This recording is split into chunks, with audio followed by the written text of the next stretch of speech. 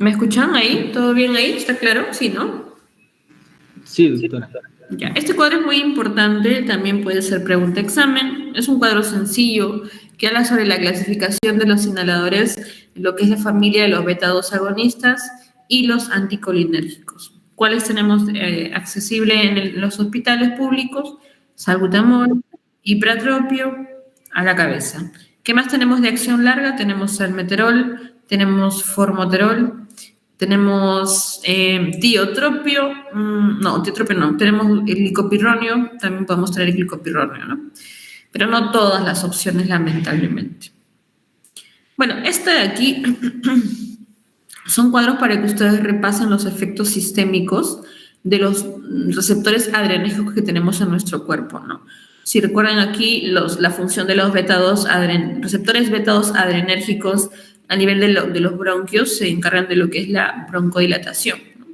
Por eso lo que usamos son beta-2 agonistas de acción corta o de acción prolongada, ¿no? Porque van por esta misma línea, buscan dilatar, estimular el receptor, ¿no? Que va a abrir más la luz del bronquio. Y también hay receptores de la misma familia, digamos, beta en otras partes del cuerpo, en otros órganos. Bien, entonces por eso es que están aquí, ¿no? La participación de todos estos inhaladores que actúan sobre, en este caso, el beta-2, salbutamol, etc. Esto es parte de la fisiopatología, que no voy a entrar en detalle, pero básicamente dentro de su mecanismo de acción, porque esto es parte de farmacología, durante su mecanismo de acción, lo que se busca es la relajación de las fibras musculares bronquiales, ¿no? Debido a que disminuye cierta concentración de calcio a nivel intracelular, ¿no? Y por ende se inhibe la fosforilación de la miocina, que es una enzima, ¿no? Bien, entonces, eso es solo para que repasen la parte farmacológica. Bien, entonces, ¿cuál es la evidencia del uso de estos fármacos?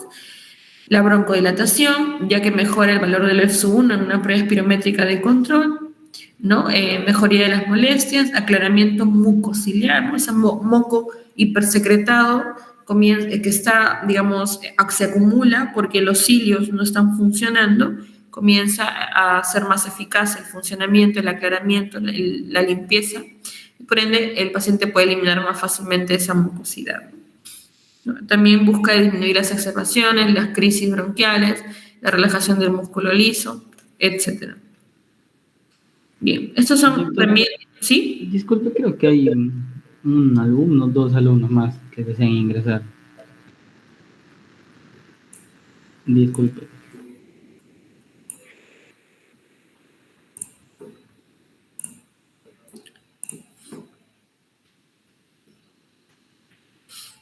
Listo.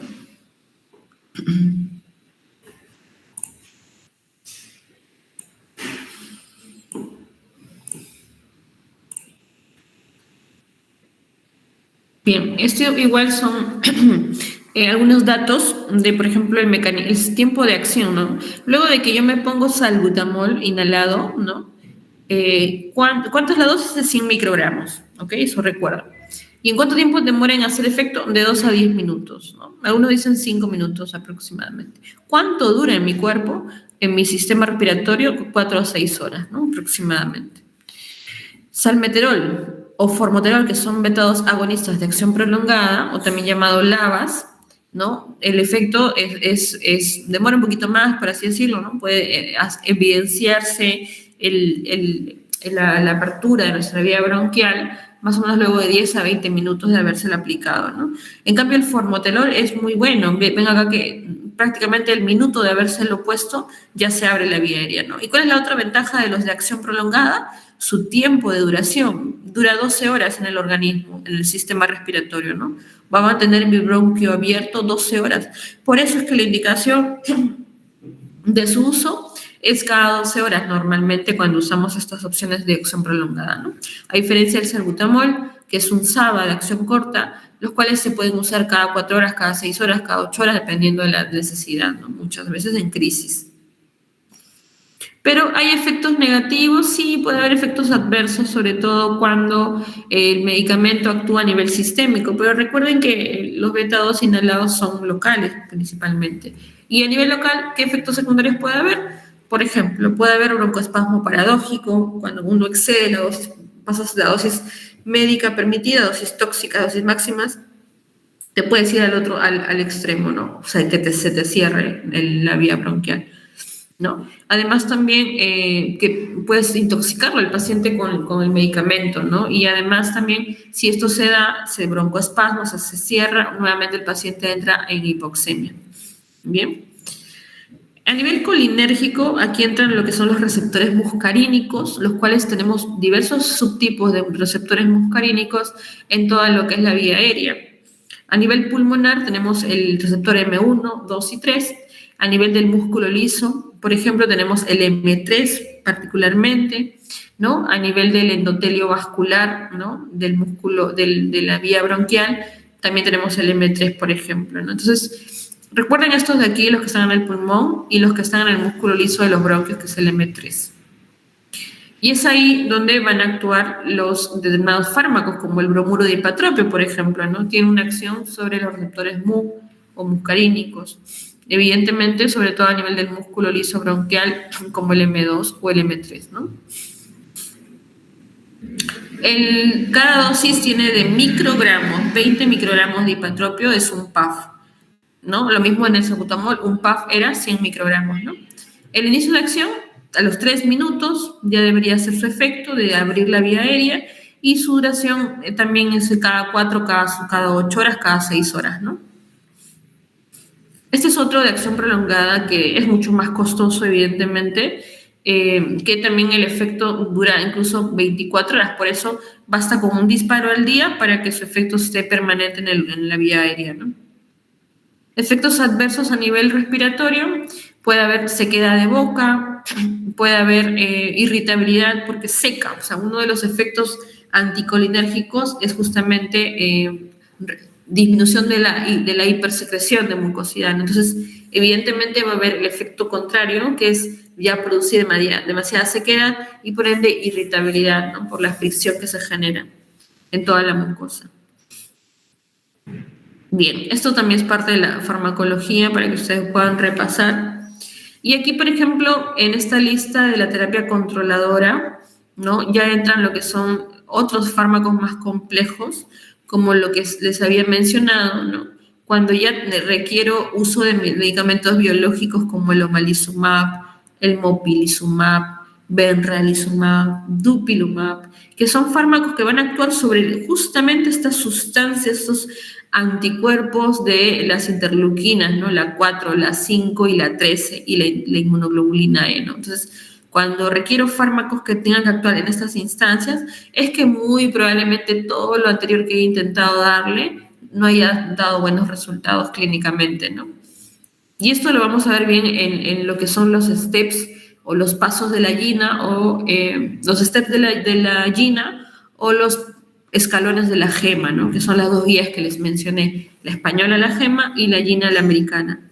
En cada una de estas dos referencias nos indican cuadros sobre la terapéutica paso por paso, ¿no? ¿Cuál es mi primera opción? Si esto no funciona, ¿qué opto ahora? Y si esto no funciona, ¿qué es lo que sigue? Y es ahí donde ya en la última instancia, en el último escalón, en el último paso, entra el uso de los medicamentos biológicos.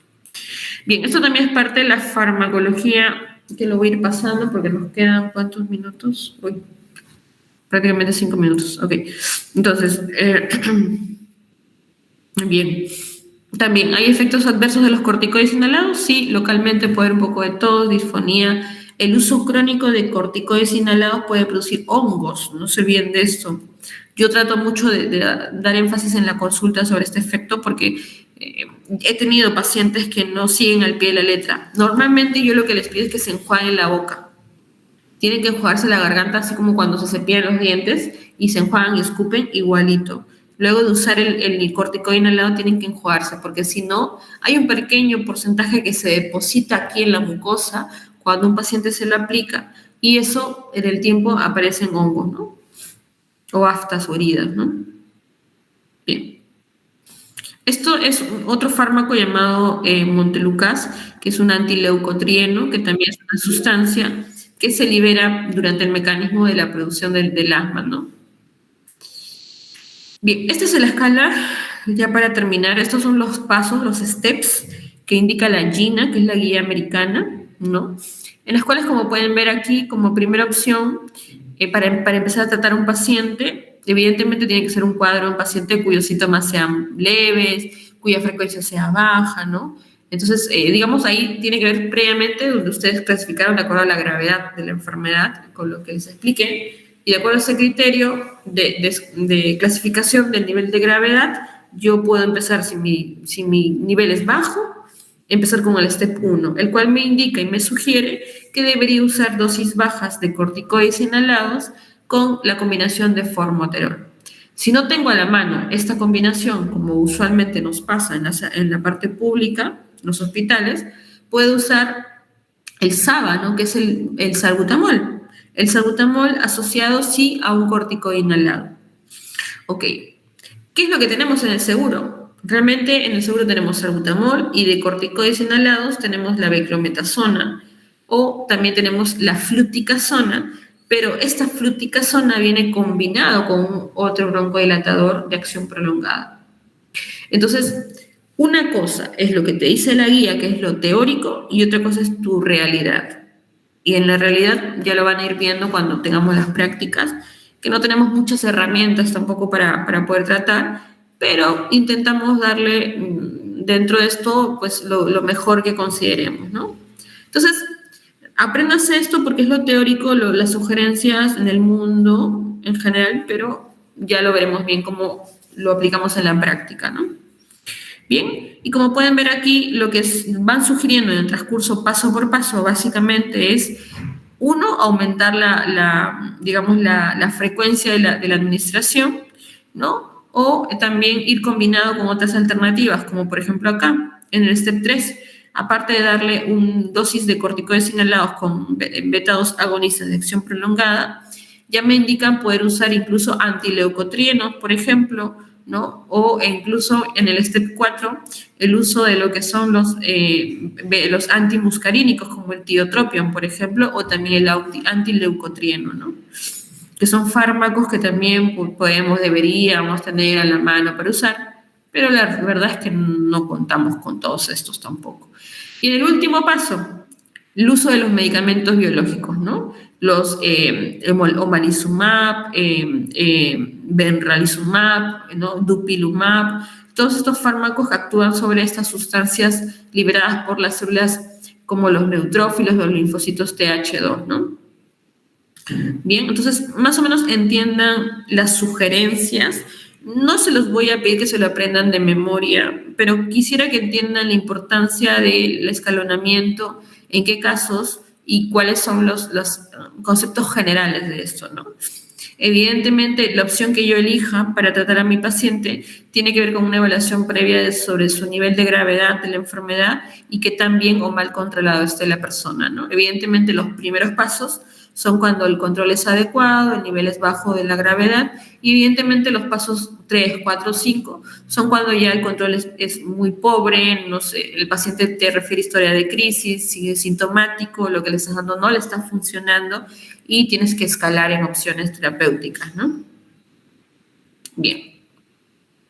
Ok, esto es un gráfico que explica el mecanismo de acción de los fármacos biológicos que están aquí mencionados y cada uno tiene una acción en particular sobre alguna de las interleuquinas que mencioné o sus receptores, ¿no? Lamentablemente, ¿cuál tenemos en el Perú? En el Perú tenemos omalizumab y actualmente está entrando en el mercado lo que es el benralizumab, ¿no? Que evidentemente son tratamientos costosísimos que solamente algunos hospitales del seguro los tienen. De hecho, hablamos a nivel de las redes grandes como el Rebagliati, la red Sabogal, por ejemplo, la red Almenara. Solo ahí lo manejan, ¿no? En nuestro hospital no contamos con eso, pero incluso al ser un tratamiento costoso, los hospitales no es que lo liberan fácilmente, ¿no? Uno tiene que hacer un informe grande, una historia detallada de por qué el paciente necesita este tipo de medicamentos, ¿no? El costo aproximado de este tratamiento puede llegar a costar al mes cerca de 2.000 a 2.500 soles, ¿no?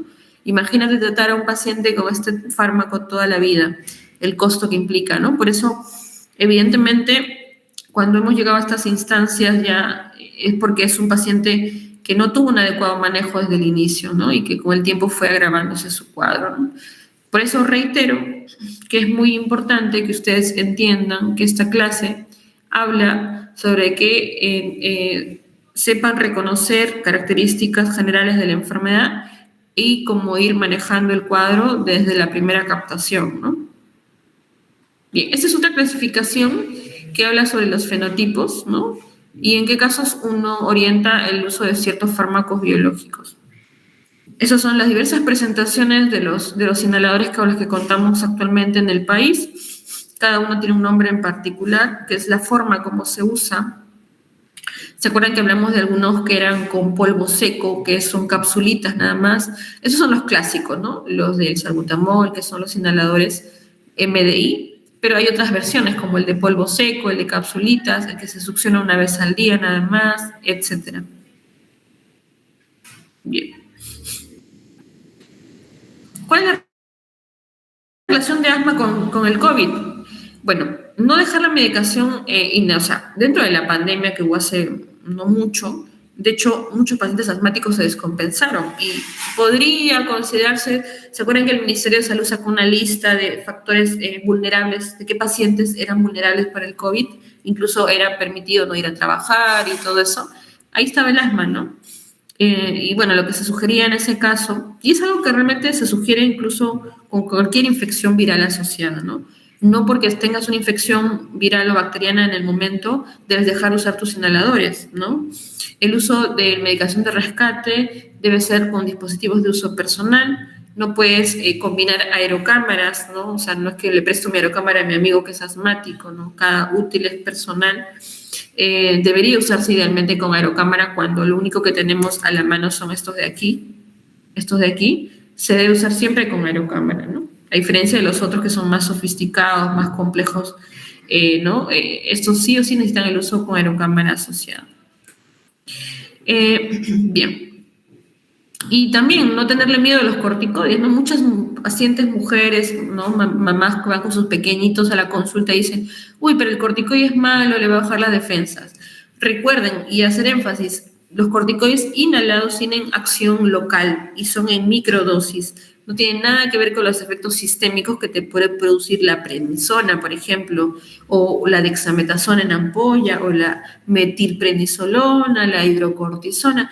Todas esas opciones son dosis muy altas, son efectos sistémicos, las formas de administración también son diferentes, son miligramos, ¿no? Los otros son microgramos, entonces hay mucha diferencia y eso hay que explicarle siempre a la familia, ¿no? Sobre todo cuando los niños van exacerbados por infecciones virales y evidentemente con el asma con descompensado, ¿no? Bien, eso creo que era la última. Sí, era la última. Bien, ¿preguntas, chicos? Nos hemos pasado 7 minutos. Párate. Sin correr. No se corre acá, mira. No hay nadie. ¿Anderson?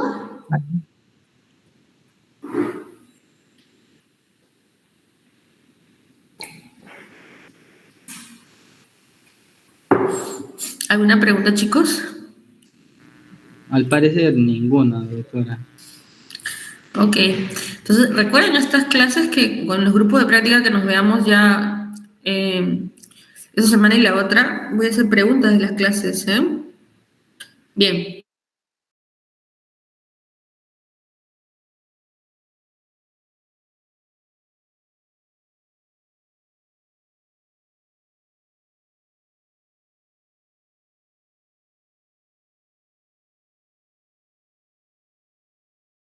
Sus horarios, qué día, de esos días. Listo.